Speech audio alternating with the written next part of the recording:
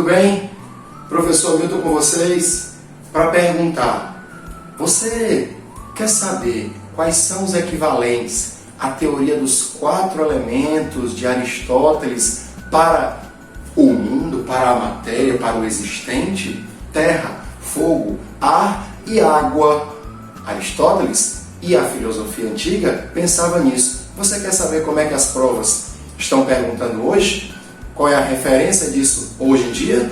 Me acompanhe nesse vídeo que eu vou te explicar sobre os estados da matéria. E aí, juventude do bem? Vamos estudar hoje sobre os estados da matéria. E como eu falei na nossa chamada, algumas provas no Brasil têm comparado esses estados com a teoria dos 4 elementos. E a gente vai conversar um pouquinho sobre os estados da matéria. Tudo bem? Os 3 estados da matéria são o sólido, o líquido e o gasoso. O estado gasoso, o estado líquido, o estado sólido. Ora, se do ponto de vista macroscópico, aquilo que a gente enxerga, podem ser comparados com o sólido, a terra, da ideia de Aristóteles. O estado líquido com a água, da ideia de Aristóteles. E o estado gasoso com o ar. O fogo é a energia, não é um dos estados da matéria. Então, a teoria dos 4 elementos estava estudando ciências do ponto de vista macroscópico. A química se encarrega do nível macroscópico de estudo da matéria. Lembra que a química é o estudo da matéria e suas transformações. Por isso que vamos estudar alguns detalhes dos estados da matéria. Vamos nós! E suas respectivas transformações físicas de um para o outro. O estado sólido é um estado que comumente não flui. Então, o estado sólido não é um fluido. Ele não anda, para ser bem prático. Ele não se movimenta com facilidade, o estado sólido. Já a forma e o volume são considerados fixos. Ele mantém tanto a forma como o volume. A desordem, e aqui por desordem eu vou conversar, eu vou pensar no nível de organização representado por essa palavra desordem, que os participantes do sólido têm, que os átomos, as moléculas desse sólido vão ter. Do ponto de vista da comparação dos 3 estados, a desordem do estado sólido é a menor. É a menor de todos os 3, porque as moléculas, os participantes, os átomos estão bem juntinhos. Então ele tem uma desordem baixa, ou pequena, ou mínima, bem pequenininha, a desordem do estado sólido, comparando com os 3. Já o estado líquido, que é um estado em que flui, quando você joga uma quantidade de água no chão, numa superfície, ela flui. Então é por isso que o estado líquido é considerado um estado fluido. A forma dele aí vai depender do recipiente onde ele está.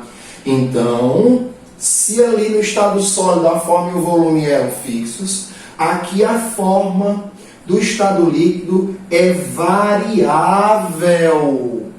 O volume não. O volume é considerado fixo. O estado líquido tem um volume fixo. Já a desordem, ali foi baixa, aqui eu vou dizer moderada ou média. A desordem aumenta. As partículas que constituem o estado líquido vão se desorganizar um pouco mais, elas ganham mais energia. É exatamente por isso que a desordem vai aumentando. Já o estado gasoso, que aí os livros vão conversar, dialogar sobre a diferença entre gás e vapor. No entanto, nós estamos aqui num estudo macroscópico, e macroscopicamente é gás, essa substância que naturalmente é um sólido ou um líquido, mas que passam, se transformam fisicamente num gás. E aí elas são chamadas de vapores. É por isso que é muito comum nas provas a gente escutar a expressão, ler a expressão vapor de água. A água, no nosso ambiente convencional, onde vivemos, ela tem, na sua maioria, o estado líquido, se encontra no estado líquido. Então, quando a gente coloca a água para fazer café e ela passa a voar, exercendo essa volatilidade comum do aquecimento, a gente diz que essa matéria está no vapor. Tudo bem? Vapor e gás, estado vapor ou estado gasoso, forma vapor ou estado gasoso, se assemelham do ponto de vista macroscópico. Hoje aqui é para a gente caracterizar cada um deles. E o estado gasoso? Ele é um fluido? Sim, ele é um fluido. Ele se movimenta com uma certa facilidade. Ele é um fluido. Ele tem forma e volume variáveis. Tanto a forma como o volume são variáveis. É aquele estado em que os participantes têm os espaços vazios, ou seja, entre eles, os maiores dentre todos os três. E claro, como eles têm a maior energia dos três, a desordem não é mais baixa, não é média, mas é alta. As partículas têm uma alta desordem, têm uma baixa organização. É por isso que os gases exercem uma pressão. Quantas plantas industriais precisam controlar rigorosamente os gases para não haver nenhuma explosão? Muitas vezes, algumas cozinhas com a panela de pressão já sofreram acidentes domésticos, porque gás, aquele vapor que é aquecido e confinado, ele vai exercer uma pressão tão grande que pode chegar a explodir aquele instrumento de cozinha. Então fica ligado. Última coisa de hoje, como é que eles se transformam? Ora, se o estado sólido tem uma desordem baixa, nós precisamos fazer uma transformação física. Tudo que eu vou falar daqui para frente, que está de verdinho, vai ser transformação física. As moléculas vão permanecer do mesmo jeito. Fusão é a passagem do estado sólido para o líquido. Essa passagem ganha energia. O gelo derrete, o gelo da Terra está derretendo. Por quê? Isso mesmo, porque a Terra está aquecendo. E essa transformação física precisa de energia. Nós chamamos uma transformação que precisa de energia para acontecer de endotérmica.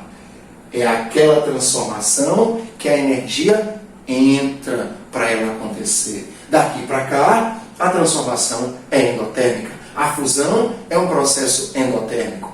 Agora, a vaporização, que é o nome que a gente dá, olha aí, indo para o vapor. Tem 3 modalidades de vaporização que vão se diferenciar pela velocidade que ocorre. A evaporação, que é o que ocorre lá nas salinas, quando a água do mar vai embora e deixa só o sal. A ebulição fazemos todos os dias para preparar o café. Colocamos água para ferver. E a calefação, superfícies muito quentes, que pegam um pouquinho de água líquida e ela vaporiza imediatamente. A diferença é a velocidade, mas elas se igualam, porque todas 3 vão precisar de energia térmica, e por isso nós chamamos de endotérmicas. Se eu voltar do vapor, ou seja, do gasoso, para o líquido, nós teremos uma condensação. O que acontece muitas vezes do lado de fora do copo, que tem uma bebida de menor temperatura dentro, um refrigerante, uma bebida qualquer gelada, um chá. Do lado de fora, o vapor do ar atmosférico condensa e volta a ser líquido. Condensação. Se eu estou voltando, o que vai acontecer é que este processo vai liberar energia. Quando um processo ganha energia para acontecer, nós chamamos de endo, você já sabe. Mas quando ele libera, nós chamamos de exo. A energia está saindo do sistema. E quem é que retira? Aí vai retirar o congelador, a superfície mais fria, enfim, depende da ocasião da transformação. Se essa transformação, chamada de condensação, for feita sob pressão, pressionando a massa gasosa, que acontece em muitas indústrias, nós chamamos de liquefação. É assim, liquefação é a forma industrial de produzir gases na forma líquida. Eles são liquefeitos. E por último, nós transformamos o líquido num sólido, colocando na geladeira. Nesse processo a gente tira a energia da água líquida. E aí, novamente, esse processo libera energia. É exotérmico. O congelador está aproveitando essa energia, tirando a energia do líquido e transformando em cubinhos de gelo. E algumas provinhas pelo país vão lembrar do que acontece com a naftalina, aquela bolinha usada em armários antigamente. Aquela bolinha vai desaparecendo. As suas moléculas se ligam com uma força tão fraquinha, que elas passam direto para o gasoso. Elas vaporizam, por assim dizer. O nome não pode ser vaporização. Elas volatilizam. O nome não pode ser vaporização. Elas passam por um processo chamado de sublimação. Vai precisar de energia para acontecer. Portanto, a sublimação também é um processo que endotérmico. Beleza? Os 3 estados da matéria equivalem, na ideia de Aristóteles, estado sólido, a terra, estado líquido, a água e o estado gasoso ao ar. Atualizando esses conceitos filosóficos, nós temos os 3 principais estados da matéria. Valeu? Se você gostou, deixa seu like. Não se esqueça de fazer a inscrição, ativar aí aquelas notificações para toda vida que a gente tiver um vídeo novo, você ficar sabendo. Beijo no coração, um abraço, juventude do bem.